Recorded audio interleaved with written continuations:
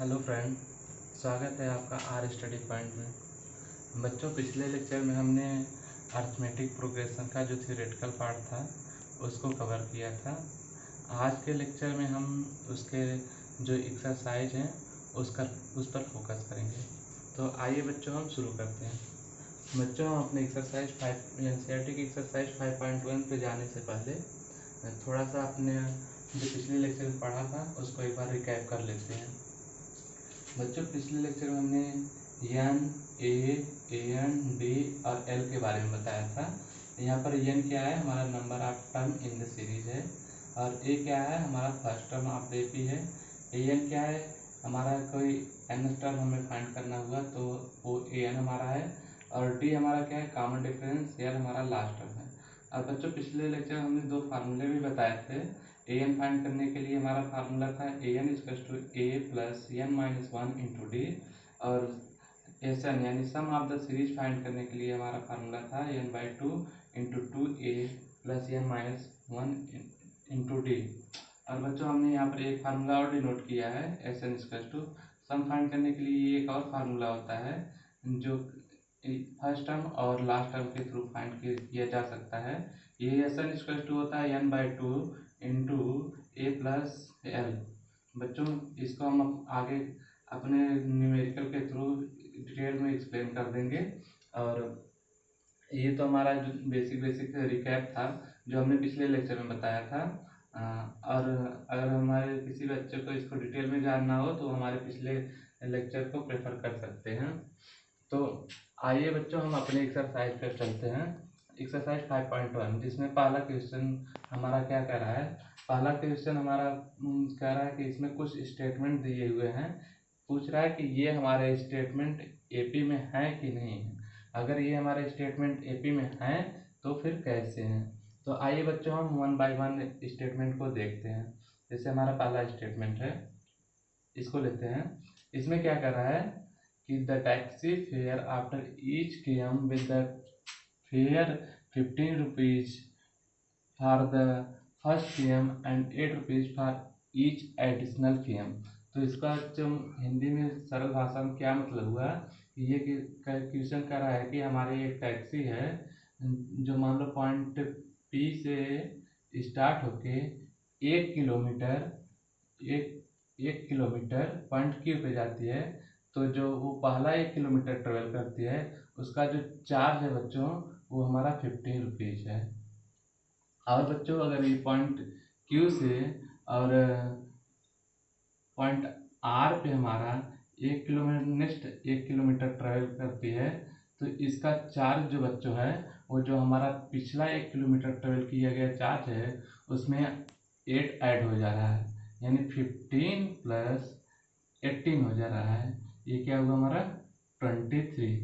और बच्चों, अगर फिर हम मान लो आर से एक किलोमीटर और हम आगे ट्रेवल करते हैं तो पॉइंट मान लो एस पे पहुंचते हैं तो इसका जो चार्ज है वो पिछले जो ट्रेवल की गई हमारे डिस्टेंस है उसमें उसका जो चार्ज है उसमें 8 ऐड हो जा रहा है, यानी पिछला हमारा जो चार्ज क्या है वो क्या है 23 है।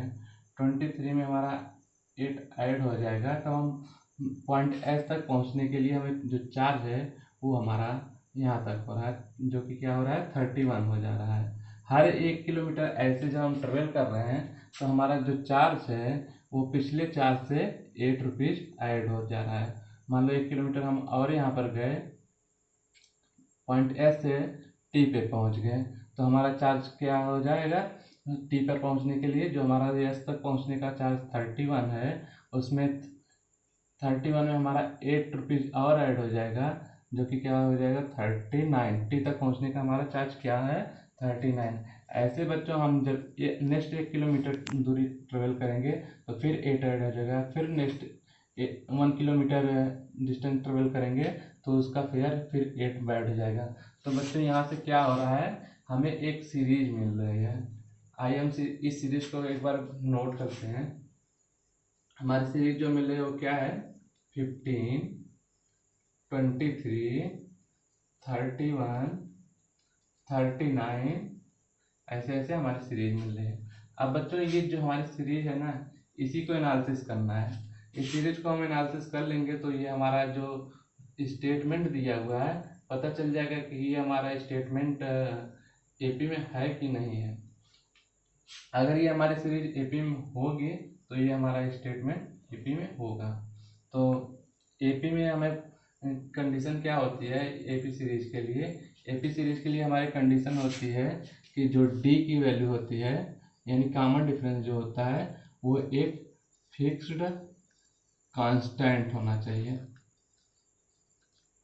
तो बच्चों अगर हम यहाँ से दो कॉन्जिक्यूटिव टर्म लेके हम डी की वैल्यू कैलकुलेट करें, मान लो हम पहला टर्म और दूसरा टर्म ले लेते हैं, तो यहाँ से डी की वैल्यू हमारी क्या आ रही है? डी इक्वल्स टू 23 माइनस 15 जो कि क्या रहा है 8। और मान लो बच्चों हम दो कॉन्जिक्यूटिव नंबर और लेते हैं, जैसे हम ले लिए fourth term and third term, तो हमारा फोर्थ टर्म क्या है 39 और हमारा थर्ड टर्म क्या है 31। इसका डिफरेंस क्या आ रहा है बच्चों 8। तो बच्चों हम देख रहे हैं जो यहाँ पर हमारा डी की वैल्यू आ रही है वो क्या आ रही है 8, जो कि क्या है एक फिक्स्ड कांस्टेंट है। तो बच्चों इससे क्या पता चलता है कि ये जो हमारी सीरीज बन रही है वो हमारी सीरीज एपी में है। अगर ये हमारी सीरीज एपी में है तो ये हमारा स्टेटमेंट भी एपी में है। और पूछा गया कि ये एपी में क्यों है? एपी में बच्चों क्यों है आप देखिए, यहाँ पर हमारा डी की वैल्यू जो आ रही है वो एक फिक्स कांस्टेंट आ रही है। तो जब हमारी डी की वैल्यू फिक्स कांस्टेंट आती है तो वो हमारी सीरीज एपी में होती है। ये हमारी सीरीज एपी में है इसलिए हमारा ये स्टेटमेंट भी एपी में है। अब आइए बच्चों हम अपने दूसरे स्टेटमेंट की तरफ चलते हैं। दूसरा स्टेटमेंट हम आइए देखते हैं। दूसरा स्टेटमेंट हमारा क्या कह रहा है?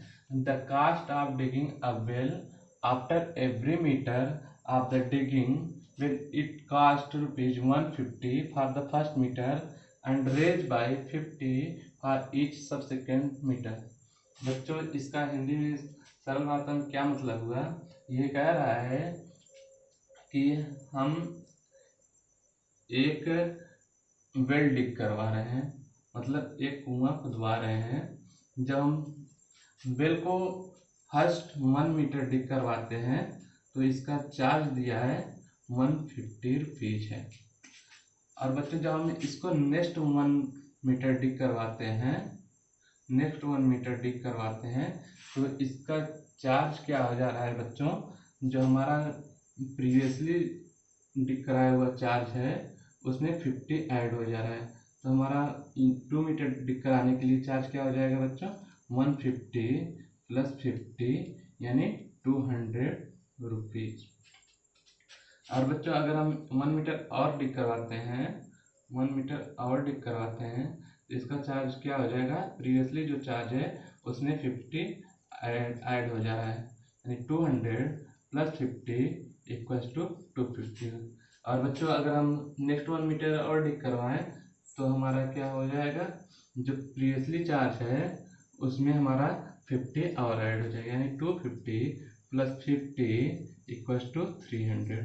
तो बच्चों हमें यहाँ से भी एक सीरीज मिल रही है। अब हमें इस सीरीज को एनालिसिस करना है। आइए सीरीज को नोट डाउन करते हैं। अगर तो जिसका फर्स्ट टर्म क्या है 150 and second term 200, third term 250, fourth term 300। ऐसे बच्चों डैश हमारे टर्म बढ़ते चले जाएंगे जैसे हम वेल को डिग कराते चले जाएंगे। तो बच्चों आइए हम इस सीरीज को एनालिसिस करते हैं, देखते हैं कि इसका डी की वैल्यू क्या आता है, एक फिक्स कांस्टेंट आता है कि नहीं। तो मान लीजिए हम यहाँ से फर्स्ट दो कॉन्जिक्यूटिव टर्म ले रहे हैं, तो डी की वैल्यू क्या हो जाएगी? 200 माइनस 150 इक्वल्स टू 50। अब मान लो हम बच्चों यहाँ से सेकेंड एंड थर्ड डी की दो कॉन्जिक्यूटिव नंबर ले रहे हैं और डी की वैल्यू कैलकुलेट कर रहे हैं, तो 250 माइनस 200 इक्वल्स टू 50। तो डी की वैल्यू क्या आ रही है 50, जो कि क्या है एक फिक्स्ड कांस्टेंट है। तो बच्चों ये हमारे जो सीरीज बन रही है ये क्या है? ये हमारी सीरीज एपी में है। अगर बच्चों ये हमारी सीरीज एपी में है तो हमारा ये स्टेटमेंट भी एपी में है। एपी में क्यों है? क्योंकि डी की वैल्यू हमारी एक फिक्स्ड कांस्टेंट आ रही है। तो अब बच्चों हम चलिए, अब 2 स्टेटमेंट हमारे हो गए हैं, अब तीसरे स्टेटमेंट की ओर बढ़ते हैं। हाँ तो बच्चों, हमारा जो चौथा स्टेटमेंट है वो क्या है, the amount of money in the account every year when ₹10,000 is deposited at compound interest at 8% per annum। इसमें क्या है बच्चों कि हमारा जो इनिशियल अमाउंट है यानी प्रिंसिपल की वैल्यू दिया हुआ है और वो क्या है हमारा 10,000, और इसमें कंपाउंड इंटरेस्ट हमारा हो रहा है जिसका रेट दिया है 8%। तो यह पूछ रहा है कि जो यहाँ से हमारा कंपाउंड इंटरेस्ट पर ईयर आएगा वो हमारा एपी में होगा कि नहीं होगा। तो इसके लिए बच्चों हमारा कंपाउंड इंटरेस्ट इसका क्या होता है, ए माइनस पी। तो हम ए को कैलकुलेट करते हैं, अगर ए हमारा एपी में आ जा रहा है तो हमारा सी आई भी एपी में होगा। तो ए क्या होता है बच्चों, A equals to P 1 plus R by 100 power N क्या है हमारा बच्चों, नंबर ऑफ ईयर है। अगर हम फर्स्ट ईयर के लिए देखें तो हमारा ए क्या होगा, ए इक्वल्स टू 10,000 1 प्लस आर हमारा क्या है बच्चों, आर हमारा यहाँ पर आर हमारा 8% है यानी 8/100 पावर 1। अगर हम सेकेंड ईयर के लिए देखें बच्चों तो हमारा ए क्या आ रहा है, ए इक्वल्स टू 10,000 1 प्लस 8/100 पावर 2।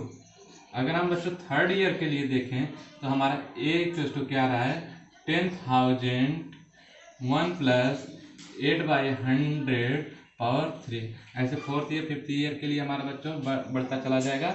और यहाँ से जो हमें सीरीज बन के आ रही है वो हमारी सीरीज कुछ ऐसी दिख रही है बच्चों। अगर हम थोड़ा सा इसको सिंप्लीफाई करके देखें तो हमारा क्या हो रहा है, जो हमारा फर्स्ट ईयर के लिए आ रहा है 10,000 108/100, और सेकेंड ईयर के लिए जो आ रहा है हमारा 10,108/100 पावर 2, और थर्ड ईयर के लिए जो हमारा आ रहा है 10,108/100 पावर 3। बच्चों ऐसे ऐसे कुछ हमारी सीरीज बनती चली जा रही है। अगर बच्चों हम इसका कॉमन डिफरेंस निकालने की कोशिश करें तो हमारा जो डी आएगा वो बच्चों हमारा एक फिक्स्ड कांस्टेंट नहीं आएगा। फिक्स कांस्टेंट नहीं आएगा तो बच्चों यानी ये हमारे जो एक सीरीज बन रही है ये हमारी सीरीज एपी में नहीं है। तो हमारा बच्चों ये दिया हुआ स्टेटमेंट जो है एपी में नहीं है। और क्यों नहीं है, क्योंकि यहाँ से जो हम डी की वैल्यू कैलकुलेट कर रहे हैं वो हमारी एक फिक्स कांस्टेंट नहीं है। हाँ तो बच्चों हमने जो हमारा क्वेश्चन नंबर 1 है उसमें 4 स्टेटमेंट दिए थे, जिसमें से हम 3 स्टेटमेंट को यहाँ पर डिस्कस कर दिए हैं। बीच में एक स्टेटमेंट को हमने छोड़ा है, वो आप अपने से ट्राई कीजिएगा। अगर नहीं आता है तो हमें बताइए, हम उसको कमेंट में आप हमें बताइए, हम उसको एक्सप्लेन कर देंगे। तो आज के लिए हमारे साथ जुड़ने के लिए धन्यवाद।